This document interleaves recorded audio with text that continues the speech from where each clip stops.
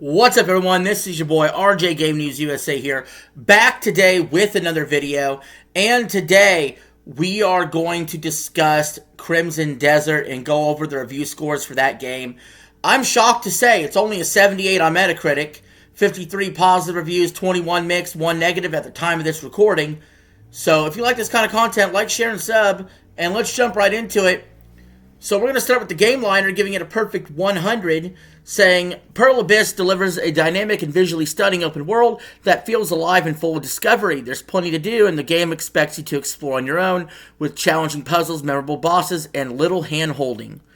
The many systems and mechanics can take some time to master, but are very rewarding. While the story takes a back seat and is told through lore, it is still a tale you don't want to miss. And we do have multiple perfect 100s. The Gamers Heroes, The Outer Haven, and Vice all gave it 100s as well.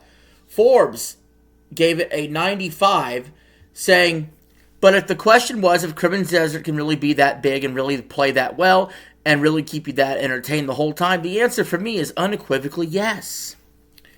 Dual Shockers also gave it a 95. And so did Gaming Trend. And so did Jux Actu. Generation Xbox gave it a 94, saying, Crimson Desert delivers an ambitious open-world RPG with stunning visuals and a deep combat system that becomes increasingly rewarding over time. Played on PC with high-end hardware, the game showcases impressive environments and a highly customizable graphics setup. Area Jungus comes in with a 90, saying Crimson Desert demands patience and isn't afraid to challenge you, but when everything clicks, few games come close. Piewall is one of the most alive and detailed open worlds I've ever seen in years. The combat becomes deeply rewarding once you master it. Boss fights are a genuine spectacle, and a sheer amount of things to do and discover is almost ridiculous. Guys, I'm not really interested in Crimson Desert, I'm going to be honest, but I know some of you are, and I feel like this game got a little bit of a raw deal from the reviewers, but we'll see what they say as we get lower and lower in these reviews. But Comic Book, Game Smurf gave it a 90, Hardcore Gamer with a 90, MMORPG.com with a 90, Loot Level Chill with a 90, The Games Machine and Steam Deck HQ with 90s, Windows Central with a 90, and now we're on to Game 8 with an 88, ironically, saying Crimson Desert is a sprawling adventure across a vast living world that rewards every hour you put into it. The core gameplay evolves with your progress, introducing ungradable skills and increasingly demanding boss fights. With plenty of content to discover, while the narrative initially lacks direction as its threads can feel disconnected. Day 1 with an 85 says Crimson Desert is an amazing game full of wonder and frustration. I spent 110 hours completing its story and did not see half the map, including the titular sandy red expanse. God damn, this game's huge. I will give it credit for at least giving me bang for your buck. As long as you don't get too frustrated. Destructoid and IGN Benelux, IGN Brazil, and Press Start Australia all gave it an 85, and so did IGN Italia, gave it an 85 as well. COG Go Connected with an 84 said Crimson Desert is a remarkable achievement in open world design, with an inexhaustible number of things to see, do, and fight.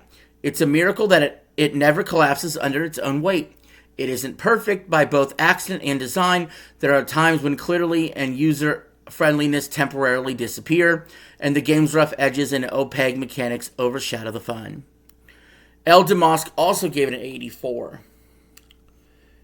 Now we're on to the 80s. We have an 80 from Combo Infinito that said Crimson Desert delivers an ambitious open-world experience with impressive scale, strong visual impact, and a combat system that becomes more engaging as it evolves. Exploration is one of the biggest strengths, offering verticality, variety, and a sense of discovery that keeps the journey compelling. However, the game struggles with narrative execution, a lack of charismatic characters, and several design issues, including inventory management, inconsistent boss fights, and performance drops and intense moments. It's a solid and often impressive adventure, but one that falls short of fully realizing its own potential. I think that's the best review I've heard so far. That sounds really right, honestly. Digital Spy also gave it an 80. So did GameGram, Games.ch, and Game Reactor UK gave it an 80. Games Radar Plus gave it an 80. So did Gamer.no. Gaming Boulevard gave it an 80. Game Mobile gave it an 80. So did IGN Adria and IGN France as well gave it an 80. Radio Times comes in with an 82. An 80 as well, I should say. And then we also have Tech Radar Gaming with an 80. Gaming Bolt, Game Rant, PC Gamer, Gameblog.fr at 80. 80 is definitely the most common score here, but we do have a 78 from Voxel, which is the current Metacritic score as of the time of this recording. And so this is the most accurate to the actual score for the review. Voxel saying Crimson Desert is an experience that won't appeal to everyone, but it can be unforgettable for those who embrace what others might see as flaws. Blending combat, survival, and exploration, the game offers over 100 hours of content that may feel superficial to some, yet captivating to others. Despite issues like confusing menus and clunky inventory system, it remains fun and worthy of attention in 2026. So yes, clunky UI will always get me to bounce off a game. Seriously, it does. And I also saw Dreamcast Guy's video. He talked about Crimson Desert's really rough its first 5 hours. I also quit games early on if I don't vibe with it. So I don't think I'd vibe with this one, guys. But I think Eli does. Eli's a subscriber of mine. He might enjoy it. Spazio Games gave it a 77, saying Crimson Desert is the kind of game that makes you feel like you want to use the word impressive every 3 minutes, and then makes you feel guilty for doing so. Checkpoint Gaming gave it a 75, and also with a 75 is Mara Station, saying Crimson Desert could be an amazing game in a hypothetical sequel, but right now it fails on its own ambition despite its amazing sense of adventure. Player 2 also gave it a 75, and so did JuxVideo.com, which left a very lengthy review. PC Games gave it a 75 as well. Now we're in the mixed category, a 70 from CG Magazine and a 70 from Game Informer. However, we also have a 70 from GameSpot, the number 2 leader in the industry, saying Crimson Desert is a frequently thrilling game, elevated by an open world well worth exploring and hard-hitting combat that delights with its depth and emphasis on player expression. It might not always be the most cohesive game, mixing high fantasy and steampunk and sci-fi elements, but there's nothing else quite like it, and I can't help but be impressed by how little restraint Pearl Abyss has shown in its commitment to delightful absurdity. Screen Rant also gave it a 70, Sector.sk with a 70, Insider Gaming with a 70, The Gamer with a 70, Eurogamer Poland with a 70, Multiplayer.it with a 70, Games.cz with a 70, and IGN Spain with a 70 as well. I see a lot of IGN different countries in here, but not IGN proper as of the time of this recording. Lots of 70s there, more 70s than I would have guessed, but now we're down to a 65 by MGG, saying Crimson Desert's best moments come when you think about the game it could have been, were it not for its overabundance of clunky mechanics and painfully sluggish controls.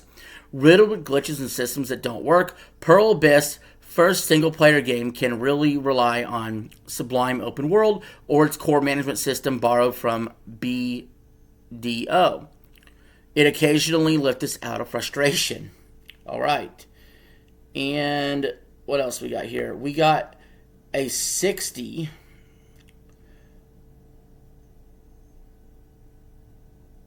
Oh, wow, we have multiple 60s. 60 from 4P.de, IGN Deutschland, PC Games N, Eurogamer with a 60, Het Newsball with a 60.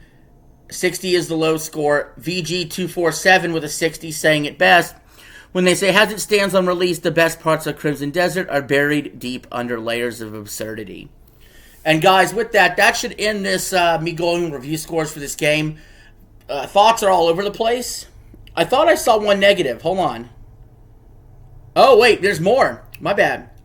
Well played with a 55, saying proving that looks aren't everything, Crimson Desert's stunning visuals and strong performances aren't enough to save it from being a disappointing experience. Game Cult with a 50, saying Crimson Desert is the absolute definition of a massive disappointment. It's a Ferrari body with a lawnmower engine under the hood. God damn. And finally, we do have our one negative here. Critical Hits with a 45, the low score. saying Crimson Desert draws attention for its ambitious open world adventure proposal, but the experience ultimately falls short of expectations. The game features a confusing narrative with uninteresting characters and missions that feel like generic MMO tasks. The combat has many mechanics but little depth, with artificial difficulty spikes and unresponsive controls, even with impressive graphics and a high degree of exploration freedom. Issues with art direction, bugs, and design decisions make the game feel vast in content but shallow in quality. Holy shit. Yeah, opinions on this are all over the place. Anyway, what do you guys think? Are you going to pick up Crimson Desert? And if so, let me know what you think of the game. And until next time, this is RJ signing out. Have a good one.